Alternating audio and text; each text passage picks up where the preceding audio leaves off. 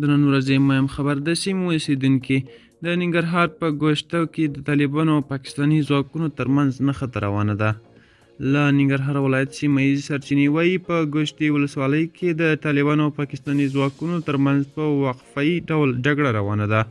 د ننګرهار په ګوشتې ولسوالۍ کې د روانې اونۍ د شنبې له ماښام راهیسې د طالب او پاکستاني ځواکونو ترمنځ پیل شوې نښتې د سیمه ییزو سرچینو په وینا په وقفه‌یي ډول لا هم روانې دي. یادو سرچینو د دوشنبې په ورځ ازادي راډیو ته وویل دغه جګړه وروسته له هغه پیل شوه چې وسله طالبانو ته پاکستاني ځواکونو اجازه ورنه کړه تر څو هغه موټر ته چې د ترکانو او سلاله په سیمه کې له غره څخه ښویېدلی و نږدې شي.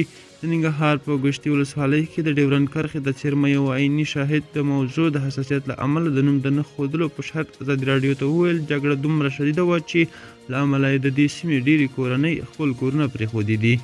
هغه ادعا کوي چې په دې نښتو کې یو طالب سرتیری هم وژل شوی دی، خو د طالبانو حکومت د دغه ادعا په اړه لا په رسمي ډول څه نه دي ویلي.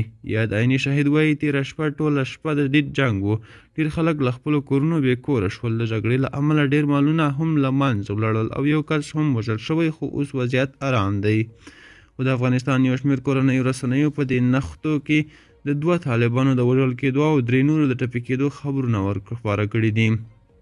د ننګرهار د ګوشتې ولسوالۍ یو بل اوسېدونکی شبیر میوند ازادي راډیو ته وویل اوس هم د طالبانو او پاکستاني سرحدي ځواکونو ترمنځ جګړه روانه ده.